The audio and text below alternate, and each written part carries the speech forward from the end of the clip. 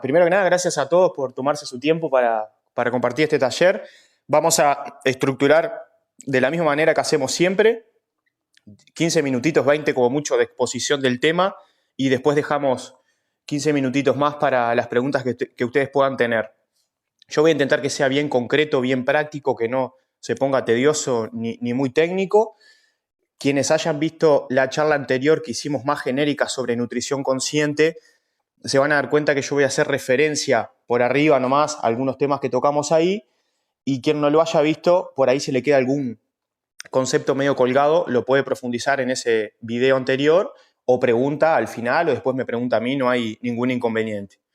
La primera aclaración genérica que quería hacer es que cuando hablamos de nutrición deportiva no estamos haciendo referencia ni al alto rendimiento, ni a deportistas profesionales, ni mucho menos. Es simplemente el vínculo que hay entre cualquier persona de cualquier nivel que hace actividad física, como cualquiera de ustedes, de nosotros, y la alimentación. ¿Tá? Así que esta charla va a ser aplicable a todos esos niveles. Al que se lo toma más tranqui, lo hace más por salud, pero de todas maneras le gusta sentirse bien y mejorar el rendimiento, y para el que lo hace con un objetivo quizás un poco más competitivo, digamos. ¿Bien?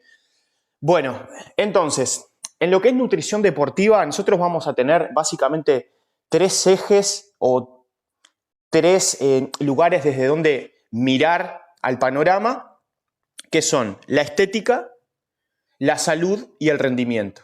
¿Bien? Acá estamos viendo a un ciclista de súper alto rendimiento, típico de Tour de Francia, ese tipo de carreras. Me imagino que lo primero que se les viene a la mente cuando lo miran es qué flacura que tiene, por favor.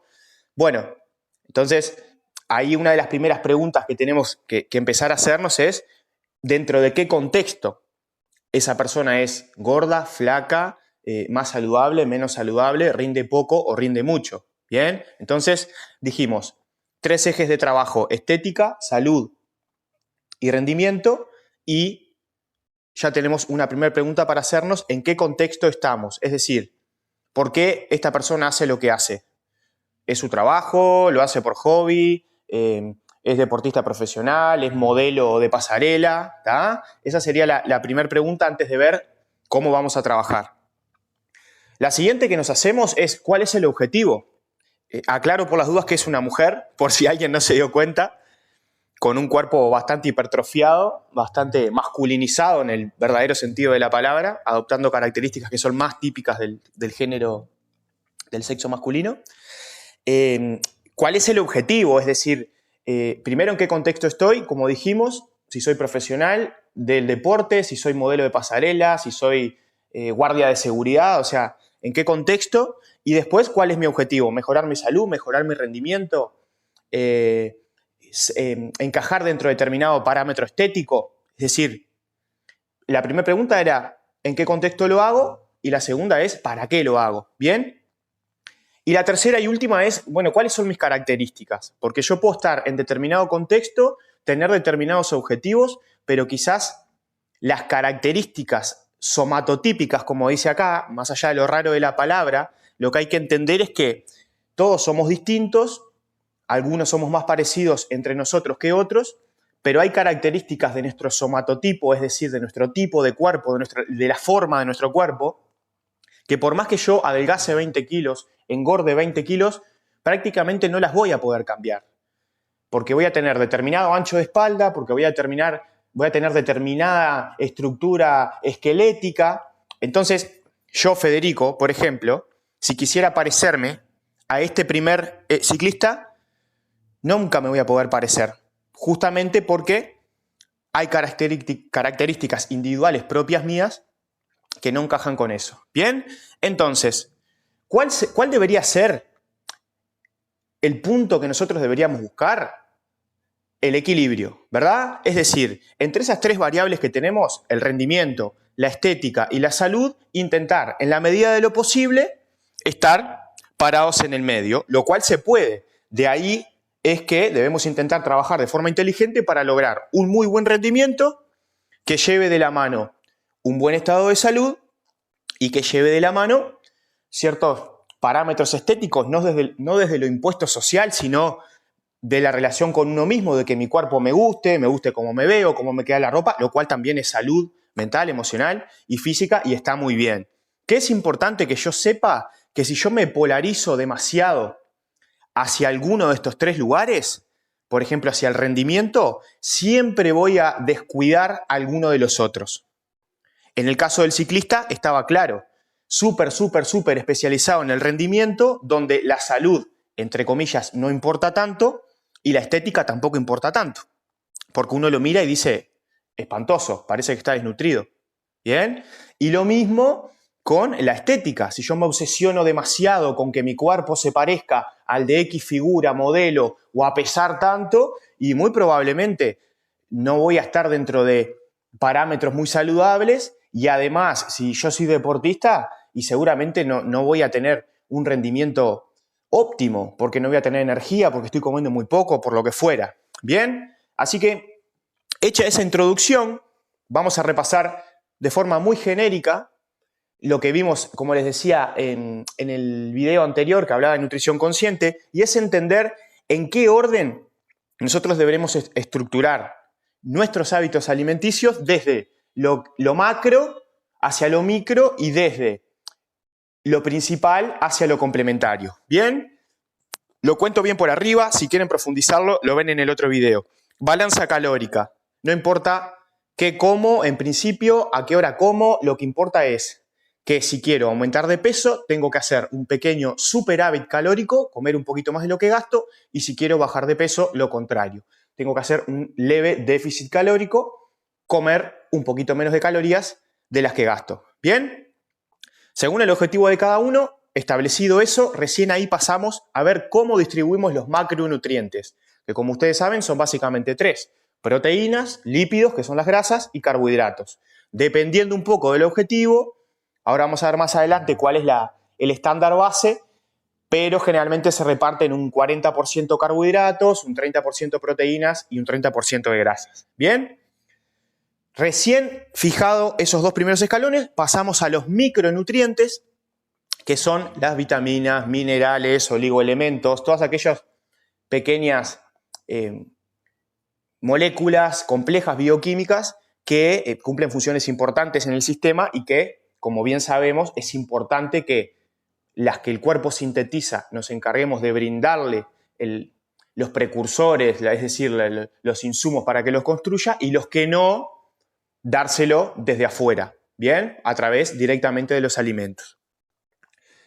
El timing y la suplementación lo vamos a dejar, como les decía, ya a un nivel complementario. Es decir, los tres primeros escalones serían los básicos y los dos de arriba serían complementarios. El timing sería cuántas comidas hago al día y a qué hora del día como. Es totalmente secundario y no hay que volverse loco por adaptarse a determinado timing, aquello de que hay que comer 6 comidas con colaciones, todo depende del contexto, todo depende de cada uno. Importan más los escalones de abajo y no es tan importante a qué hora como, cuántas veces como. Lo que importa es, como decíamos, el total calórico, cómo distribuyo los macronutrientes y que me nutra de forma completa de micronutrientes. Bien, y recién ahí, por último, vendría lo que conocemos como suplementación deportiva o suplementación vitamínica, lo que sea, es decir, todo lo que todos conocemos. Los whey protein, los suplementos vitamínicos, no quiero nombrar marcas, pero del estilo Pharmaton, similares, que no necesariamente se necesita, puede que sí o puede que no. Lo que no tiene lógica ni sentido es que yo trabaje la pirámide de arriba para abajo. Estoy cansado, me duele la cabeza y arranco por arriba. Compro un frasquito de Pharmaton y le entro a dar a la pastilla. Y por ahí reviso para abajo y estoy haciendo cualquier cosa. ¿Se entiende? De la mano, por supuesto, a todo lo que hablamos siempre, al sueño, al estrés, al ejercicio, etcétera, etcétera. ¿Bien? Entonces, como les decía, más o menos la distribución macronutritiva se basa en un 40-30-30. Personas que están muy enfocadas en reducción de peso, es posible que bajen un poquito el porcentaje de carbohidratos y aumenten los otros.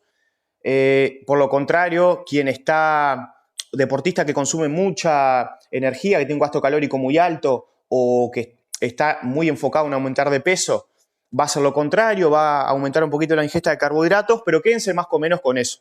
1/3 de cada cosa y siempre un poquito más de carbohidratos, que son como sabemos hoy en día, por lo menos hasta hoy en día se sabe eso, la principal fuente de energía de nuestro cuerpo.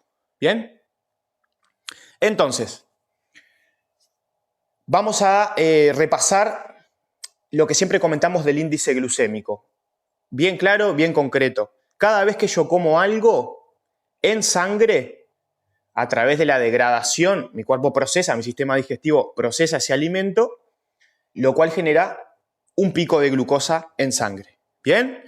La glucosa es la moneda corriente energética que nuestro cuerpo utiliza, como bien sabemos.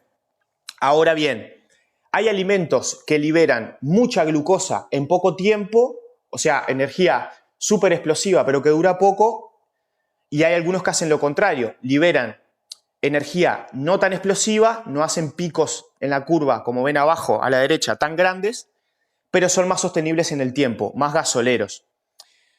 Acá quiero hacer una aclaración importante porque si bien uno debería intentar, como dice ahí abajo, basarme en los que están en el bloque verde, digamos, aquellos que tienen un índice glicémico más bajo, porque es más saludable, porque no disparo tanto el pico de glucosa y por ende no disparo picos de insulina, que como sabemos puede estar asociado a un montón de procesos, incluido la diabetes. Promover, como decía, ese tipo de alimentos, controlar los que están en una zona intermedia e intentar evitar los que tienen un índice glicémico muy alto, lo cual no significa que si yo miro y dice, no, el café está en zona roja, no lo puedo consumir. No, simplemente intentar que en el global sea lo que menos consumo, pero sí lo vamos a ir a buscar, en el caso de la nutrición deportiva, vamos a ir específicamente a buscar los que están en rojo para momentos en los que necesitamos energía rápida, de fácil digestión y explosiva, como puede ser durante un entrenamiento, durante una competencia. ¿Bien? Entonces, teníamos hasta ahí la síntesis energética. ¿Qué alimentos utilizar? No en detalle, pero qué tipos de alimentos, cómo repartirlos, cuándo utilizar cada uno. Como les decía, en la diaria debería intentar evitar los que están en rojo y en momentos puntuales utilizarlos. Además, como ya sabemos, lo que yo le doy mucho a mi cuerpo se acostumbra a tenerlo. Entonces, en el caso del deportista, si yo no estoy acostumbrado a ingerir alimentos con un índice glucémico alto, cuando le doy al cuerpo eso, ¡pum!, ahí viene el shot de energía. Lo mismo que pasa con la cafeína, ahora más adelante hablamos del café, y el cuerpo lo aprovecha mucho más. Eso se llama en deporte ciclar carbohidratos.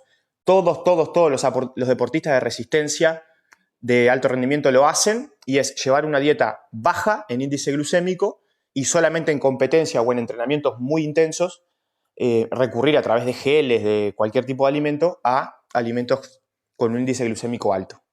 Índice glucémico alto, si se fijan después, van a ver que ahí están los dulces, los azúcares, las harinas refinadas, todo lo rico, lo más rico está ahí, los refrescos, ese tipo de alimentos, que ahora vamos a ver un poquito más adelante qué contra pueden tener y por qué, o sea, la explicación del por qué vamos a intentar no eliminarlos, pero sí ser inteligentes y reducir su consumo.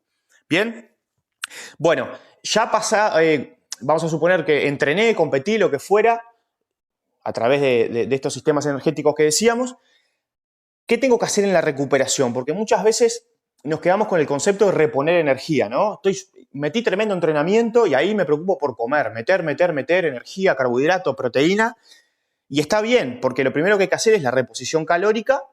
Lo siguiente que hay que hacer es reponer las proteínas que necesito. Como bien sabemos, la proteína es la unidad de construcción, de reparación de nuestro organismo, más que nada a nivel muscular.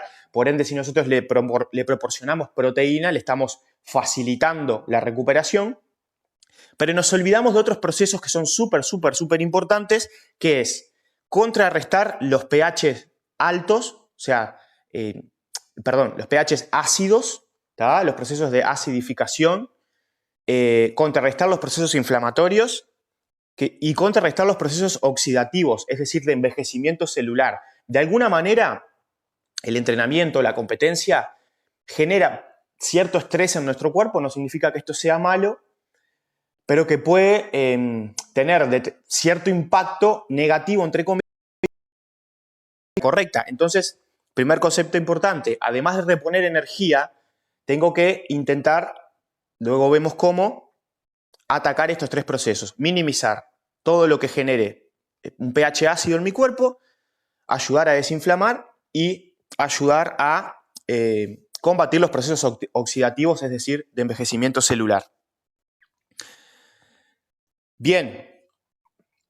¿Qué puede llegar a enfrentar, una situación difícil que puede llegar a enfrentar un deportista que busca rendimiento, o cualquier deportista pero especial que busca rendimiento? Es que necesite bajar de peso, pero necesite rendir. Es una de las situaciones más complejas, más difíciles en nutrición deportiva. ¿Por qué? Porque si necesito perder peso, como decíamos al principio, voy a intentar estar en un pequeño déficit calórico.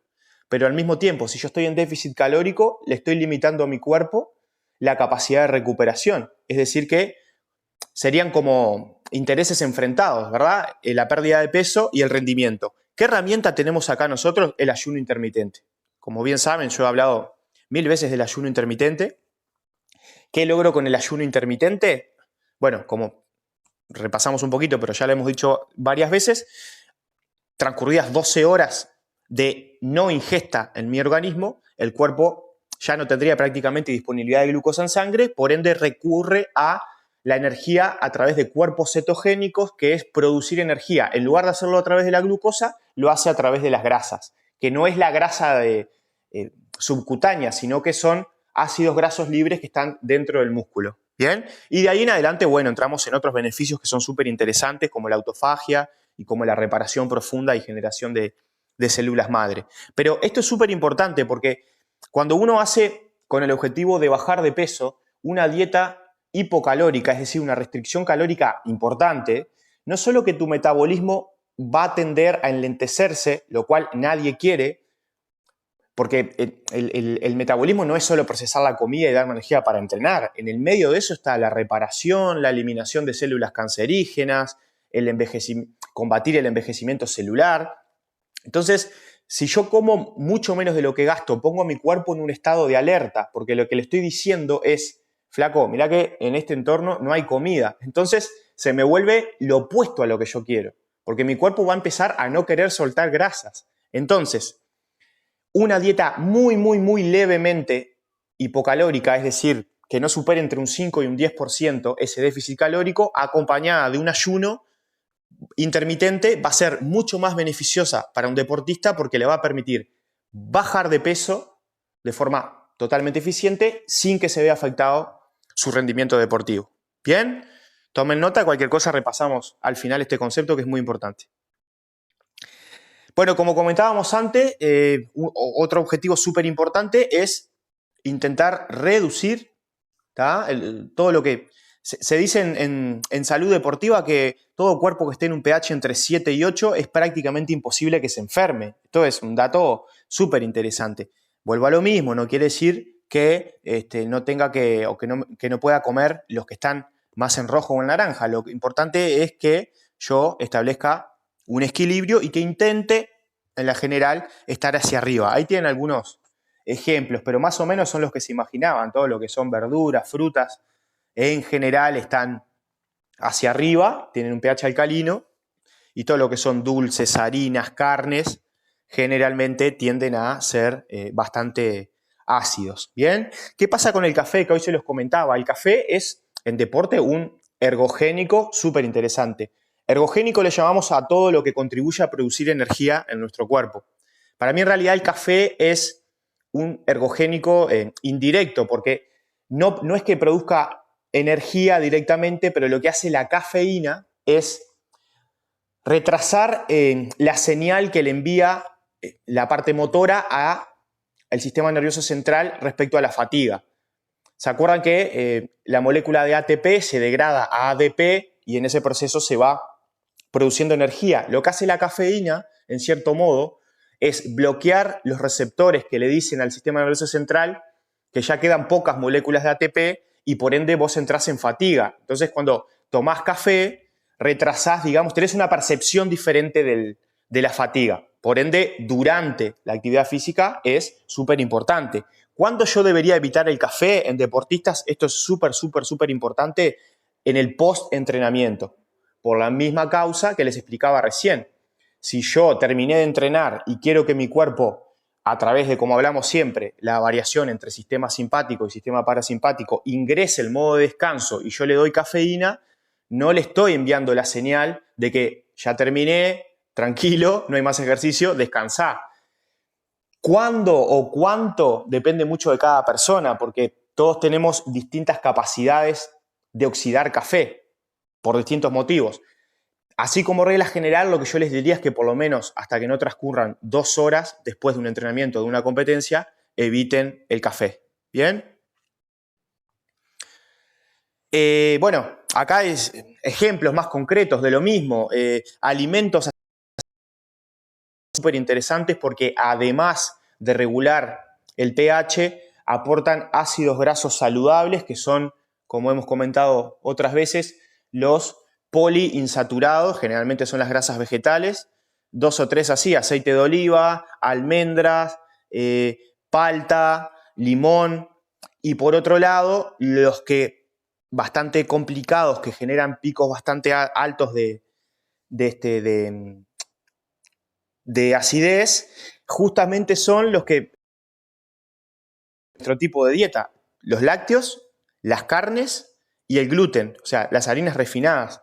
Se ha encontrado un vínculo bastante sostenido en las alergias y los procesos inflamatorios digestivos a través de la intolerancia a la lactosa, el celiaquismo, o sea, la intolerancia al gluten, y las dietas demasiado carnívoras, digamos, más que nada de carnes rojas. Hay un vínculo generalmente entre estas tres.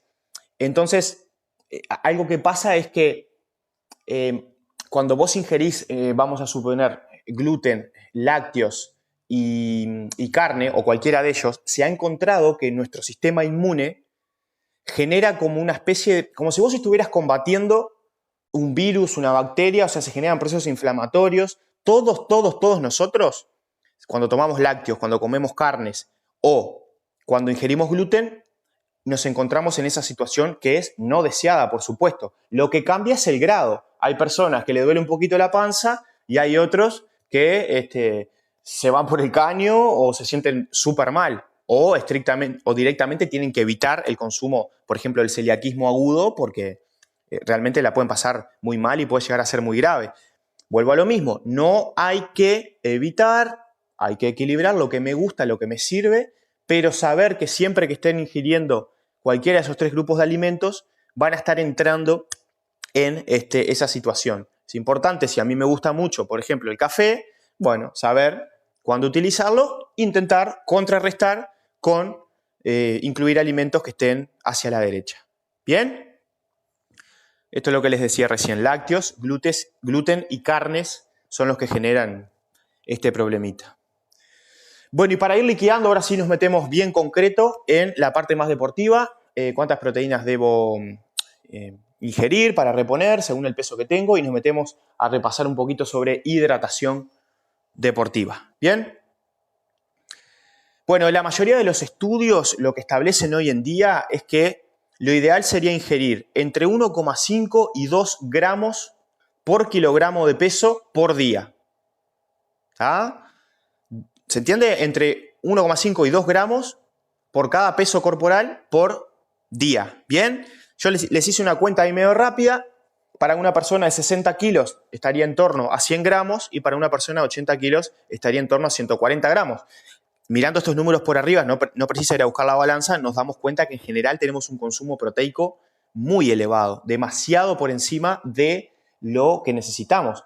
Y a veces, de hecho, fisicoculturistas o determinados perfiles pueden incurrir en el error de ingerir muy por encima de esto y en realidad no estás generando mayor absorción porque tu capacidad de absorción tiene un techo, tiene un límite y no es que me meto 1 kilo de proteína y recupero más rápido, no. Lo óptimo y lo ideal estaría en estos números, ¿está? Esto no es suplementación, ¿verdad? Es total proteico. Ahí cada uno verá cómo están integrados ese gramaje que debería ingerir en carnes, en proteínas vegetales, en lo que fuera. ¿Bien? Otra forma más precisa de calcularlo para aquellos que tienen un estudio antropométrico, que se lo hayan hecho con un nutricionista, es al peso magro, que es un dato que el nutricionista les da en el informe, generalmente está entre 80...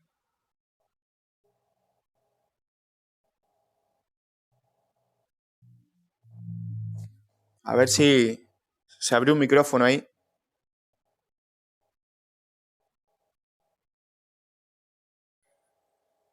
Bien, disculpen, seguimos. Otra forma más precisa de calcularlo sería al componente que les da el nutricionista, que se llama masa magra o peso magro, que es básicamente la estructura ósea y la muscular. Generalmente está en torno al 80% de nuestro peso corporal. Si soy más magro voy a estar más cerca de 85. Hacer ese mismo número por entre 2.2 y 2.5. Es más o menos lo mismo, pero es una forma más precisa de calcularlo. Yo, por ejemplo, peso 73 kilos.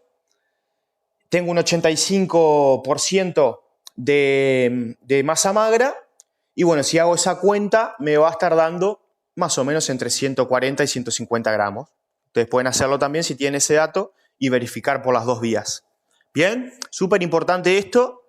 Ahora, el cuándo y cuánto y en qué cantidad, en cuántas dosis tomarlo, vamos a explicarlo. Depende un poco del objetivo que uno tenga.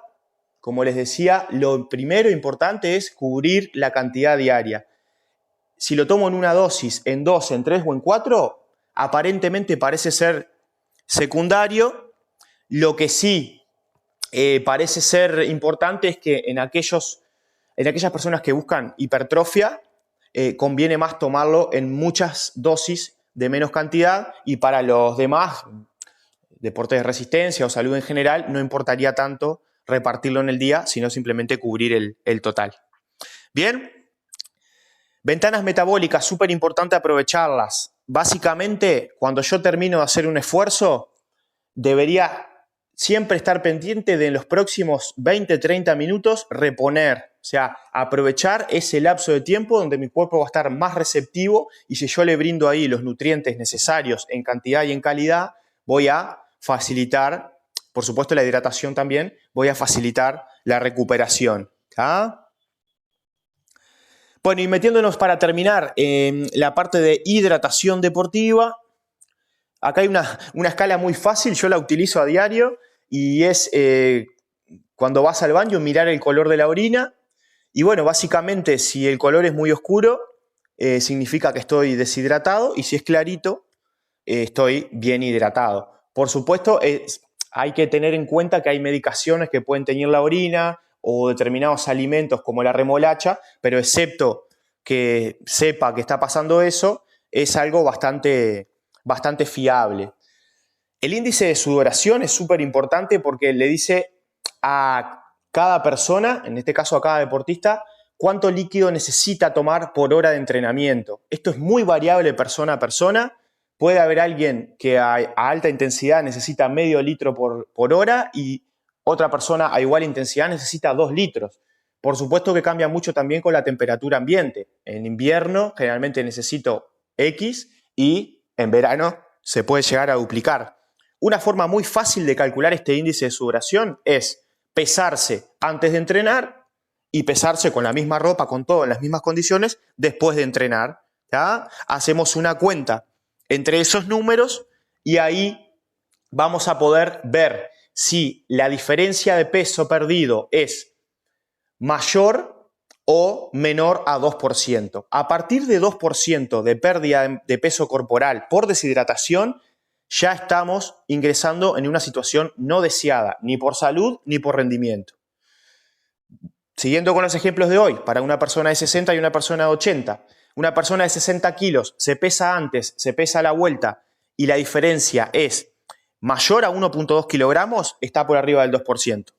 Lo mismo para el ejemplo de la de 80. Si le da mayor a 1.6 kilogramos, ya entró en deshidratación. Y ahí en el cuadrito podemos ver que de ahí para arriba pasamos de síntomas y consecuencias más leves a algunas que pueden llegar a ser muy, muy graves y ponernos en situación de vida o muerte de verdad. Entonces vos imaginate que haces todo bien, te cuidás, descansás, entrenás, pero no cuidás la hidratación y estás regalando un 15-20% de tu rendimiento por ese factor. O sea, ni por salud ni por rendimiento nos podemos dar el lujo de dejar esto en un segundo plano. ¿Bien? Bueno, y como bien sabemos, para actividades de alta intensidad, de mucho calor y mayores, especialmente mayores a 1 hora, no alcanza con tomar agua, ¿verdad?